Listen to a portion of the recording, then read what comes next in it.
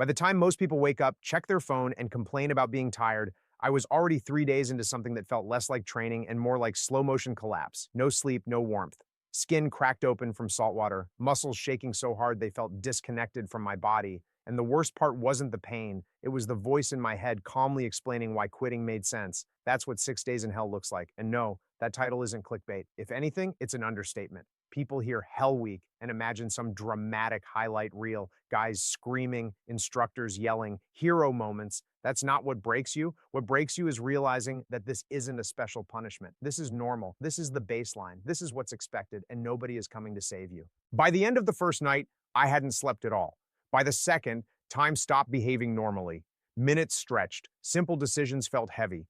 According to military psychologists who study sleep deprivation, once you cross the 72-hour mark, your brain starts misfiring. Judgment collapses. Emotional control disappears. You become suggestible. And that's exactly why they do it. Not to make you strong, to show you how weak your mind actually is. Cold water doesn't shock you forever. After a while, it just becomes a constant ache, like your bones are humming. Your body adapts. What doesn't adapt is the mental math. How much longer? How many hours left? How many evolutions until this ends? That thinking is lethal. I saw grown men, physically capable, collapse under the weight of future time. They weren't injured. They were overwhelmed. Here's the part nobody expects. Nobody felt sorry for us. Not the instructors, not the medical staff, not the guys next to you. And that wasn't cruelty. That was the lesson. In high-performance environments, sympathy doesn't help you survive. Structure does. There's research on this now. Performance scientists studying elite military units have found that perceived suffering, not actual physical damage, is what causes failure under stress. The body can go far longer than the mind allows,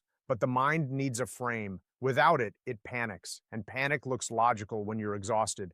I remember sitting in the sand, soaked, shaking, hands barely working, and thinking, this is insane. No human should function like this. And that thought was true, but it was also irrelevant, because the question wasn't whether it was fair. The question was whether I was done. And the dangerous thing about that moment is how reasonable quitting sounds. Your brain doesn't scream, it negotiates. It tells you you've proven enough, that you're damaged, that you'll come back stronger another time. That's why Hell Week works. It strips away the illusion that motivation will save you. Motivation is emotional. Emotions die fast under pressure. What replaces them has to be something colder, simpler, smaller. This wasn't about surviving 6 days. Anyone who tried to survive 6 days failed. This was about surviving the next 10 minutes, the next evolution, the next instruction. That's it. That's the secret most people miss. They drown in the future instead of standing in the present. And here's the truth that hits hardest. 6 days in hell wasn't the exception. It was the filter. Life doesn't stop being uncomfortable once you prove yourself. It just raises the standard. That week wasn't designed to turn us into superheroes. It was designed to show us that suffering doesn't require drama. It requires discipline. No one felt sorry for us because feeling sorry would have made it optional, and nothing optional survives pressure. Most people think they quit when their body gives out. That's a comforting lie. It lets you believe failure is physical, something outside your control. What I learned early on, watching men disappear one by one, is that almost nobody quits because they're actually broken. They quit because their mind convinces them it's the smart move. By the third or fourth day, your body is running on something primal. Hunger becomes dull, cold becomes familiar, pain turns into background noise. If your body were the problem, everyone would fail at the same point. They don't. Some guys keep moving while others ring the bell standing right next to them, capable of taking another step but unwilling to take another minute. That's not a strength gap, that's a psychological one. There's solid research behind this. Studies on elite soldiers and endurance athletes show that perceived effort rises much faster than actual physical fatigue. In plain terms, your brain pulls the emergency brake long before the engine is close to blowing. It does this to protect you. The problem is, in high-stakes environments, that protection becomes the threat. I remember a guy in my class, absolute machine physically, stronger than me, faster than me. He made it through everything with ease until one moment late at night, soaked, exhausted, staring at nothing. He wasn't injured. He wasn't failing evolutions. He just started thinking about how tired he was, thinking about how long it had been, thinking about how much longer it would be. 10 minutes later, he rang the bell. Nothing changed physically in those 10 minutes. Only his thoughts did. That's the danger zone, the moment your mind shifts from executing tasks to evaluating your situation. Evaluation feels intelligent, it feels responsible, it's also how you die mentally. The solution isn't positive thinking, that's another civilian fantasy. Nobody in Hell Week is telling themselves affirmations. Hope doesn't come from emotion, it comes from control, specifically controlling the size of the problem. Most men try to conquer the entire ordeal at once 6 days, endless evolutions, no sleep. Their nervous system goes into overload. When that happens, decision making collapses. Neuroscientists have shown that under extreme stress, the prefrontal cortex, the part responsible for rational planning, shuts down. What's left is impulse, and impulse wants escape. The guys who made it learned something simple, often without realizing it. They stopped living in the future. They shrank time until it fit inside their head. You don't finish Hell Week, you finish the next instruction. You don't worry about sunrise, you worry about the next 10 steps. When those are done, you find 10 more. That shift changes everything. It turns fear into focus. Fear lives in the future. Focus lives in the present. The moment your attention narrows, anxiety drops, not because things are easier, but because they're manageable. Here's the mistake people keep making, both in training and in life. They wait for motivation to return. They wait to feel strong again. They wait for confidence. That's backwards. Confidence is a reward for action, not a prerequisite. Waiting only gives the quitting voice more time to build its case. There's a small mental trick that saved me more times than I can count. Whenever my mind started narrating my suffering, I interrupted it with a task, not a big one, something stupidly simple. Stand up, shoulder the boat, take one step. That's it. Action cuts through mental noise faster than logic ever will. Behavioral researchers call this action-based regulation. You don't calm the mind to move the body. You move the body to calm the mind. It works because it bypasses the part of you that's panicking and speaks directly to the part that executes. That's why most men break before their body does. They try to think their way through pain instead of working their way through it. Hell Week doesn't reward intelligence, strength, or pride. It rewards obedience to the moment. Once you understand that, the chaos quiets down. The suffering doesn't disappear, but it stops being overwhelming. And when that happens, something strange occurs. You realize you were never as close to the edge as your mind insisted you were. That realization changes you, because once you see how early the quitting signal really comes, you stop trusting it. And that's a dangerous thing to lose in the best possible way. Before I ever showed up to BUD/S, I believed the same thing most civilians believe about toughness, that real strength looks dramatic, that suffering should be acknowledged, that when things get hard, someone is supposed to step in, recognize the effort, and give you a reason to keep going. That belief didn't survive very long. Hell Week dismantles that illusion fast, not because the instructors are cruel, but because the environment doesn't care. The ocean doesn't care how motivated you feel. The clock doesn't care how much effort you've already put in. Pain doesn't pause to congratulate you. The faster you accept that, the more energy you have left to function. Here's what most people don't realize. Expecting sympathy actually increases suffering. There's research in both Stoic philosophy and modern psychology that points to the same conclusion. When you mentally resist discomfort, when you label it as unfair or excessive, your stress response intensifies. Heart rate spikes, cortisol rises, endurance drops. In other words, the more you argue with reality, the more it punishes you. I saw this play out over and over. Guys who kept looking around for acknowledgement didn't last. They weren't weak, they were distracted. Every time an instructor walked past without saying a word, it felt like rejection. Every time nobody checked on them, it felt personal. That emotional drain added weight to every movement. In contrast, the men who stayed didn't frame the experience emotionally at all. They treated it like weather. Cold? That's just information. Wet? Expected? Exhausted? Noted.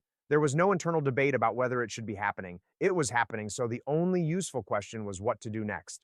Psychologists studying resilience call this cognitive acceptance. It doesn't mean liking pain. It means removing the unnecessary emotional layer that comes from wishing things were different. When you strip that layer away, pain becomes simpler, still intense, but no longer overwhelming. This is where civilians get it wrong. They think toughness is about pushing harder. It's not. It's about wasting less energy. Emotional resistance is expensive. So is self-pity. So is constantly measuring yourself against others. All of that burns fuel you don't have. There was a moment during Hell Week where one of the instructors walked by while we were shivering in the surf. Someone muttered something about how brutal it was. The instructor didn't yell. He didn't mock us. He just said, "This is training," and kept walking. That sentence stuck with me, not because it was inspiring, but because it was accurate. This wasn't a trial. This wasn't a test of character. This was just the job, and jobs don't care how you feel. Behavioral scientists studying high-performance teams have found that environments with clear standards outperform environments built on emotional reinforcement. Accountability beats encouragement when stakes are high. That's why no one felt sorry for us. Sympathy shifts focus inward. Standards force you outward toward the task and the team. The mistake most people make is thinking that removing sympathy makes something inhuman. In reality, it does the opposite. It levels the field. Nobody gets special treatment. Nobody gets rescued. You either meet the standard or you don't. That clarity is strangely calming. The small mental shift that makes this work is subtle but powerful. You stop asking, "How am I doing?" and start asking, "What's required?" The first question feeds anxiety. The second creates direction. Direction reduces fear. Once I stopped expecting anything emotionally from the experience, it lost some of its power over me. Not because it got easier, but because it stopped feeling personal. The cold wasn't attacking me. The exhaustion wasn't a verdict. It was just friction. That lesson followed me long after Bud S. In life, people crumble not because things are hard, but because they think things shouldn't be. They wait for validation, reassurance, or fairness before they commit fully. High performers don't wait, they adapt. Toughness isn't loud, it isn't dramatic, and it doesn't need an audience. Real toughness is quiet acceptance paired with relentless execution. Once you understand that, you stop looking for sympathy and start building standards. And standards, unlike feelings, don't disappear when pressure shows up.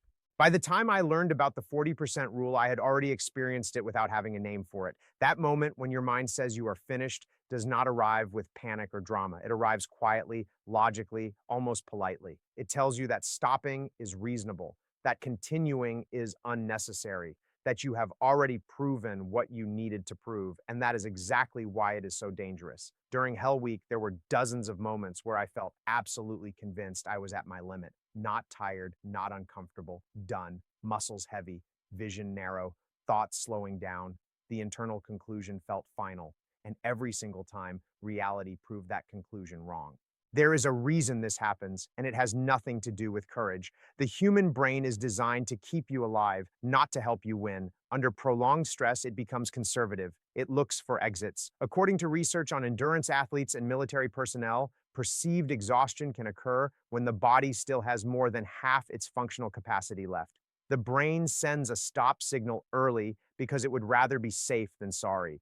The problem is that in environments where quitting is an option, that signal becomes a command, and most people obey it without question. I remember one evolution where we were carrying boats overhead after days without sleep.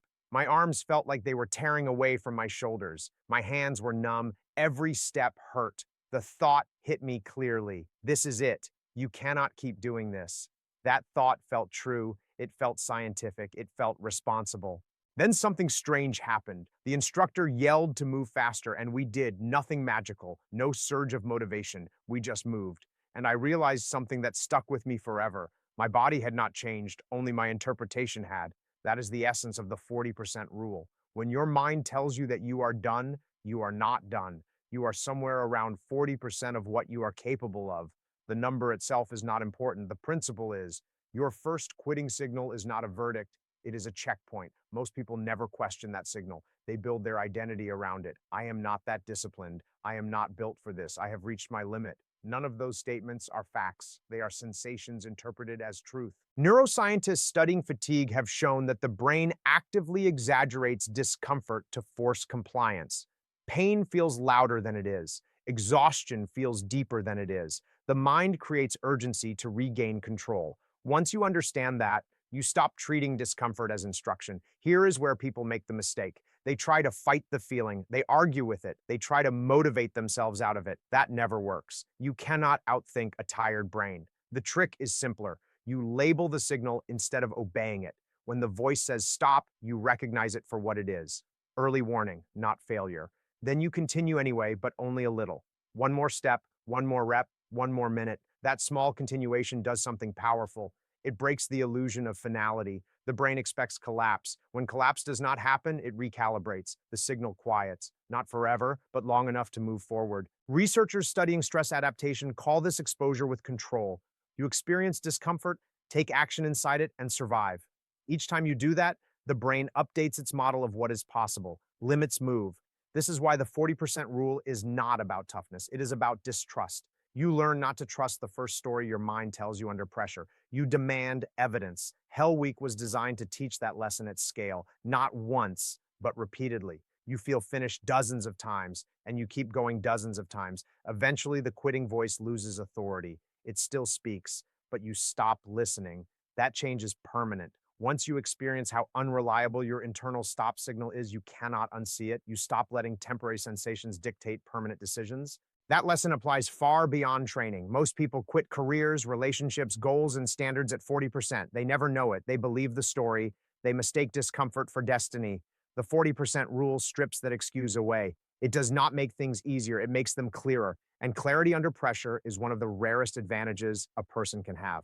There is a moment in Hell Week that stays with you long after the cold fades and the exhaustion becomes a memory. It's the realization that no one is going to rescue you. No one is going to pull you aside, look you in the eye, and tell you you're doing great. No one is going to lower the standard because you're struggling. And once that truth lands, something uncomfortable but powerful happens. You either accept it or you leave. At first, that lack of sympathy feels brutal. You're wet, shaking, barely functioning, and the world keeps moving like nothing is wrong. But over time, you start to understand that this absence of pity isn't neglect. It's intentional. Sympathy changes the rules. And in environments where lives depend on performance, rules cannot bend. There's behavioral research on this that aligns perfectly with what I saw. Studies on elite teams, from military units to emergency responders, show that accountability-driven cultures outperform emotionally supportive ones when stakes are high. Encouragement feels good, but it diffuses responsibility. Standards create clarity. Clarity keeps people alive. During Hell Week, if someone fell behind, the team didn't stop to console them. They closed ranks and kept moving. Not because they didn't care, but because caring meant maintaining the pace. That distinction matters. Emotional comfort feels humane, but in reality, it often weakens the group. It teaches people to look inward when they should be looking outward. I watched men who were strong and capable crumble under the weight of expectation mismatch. They thought suffering would earn them understanding. When it didn't, they felt betrayed. That emotional drop hit harder than the physical stress. It made the pain feel personal.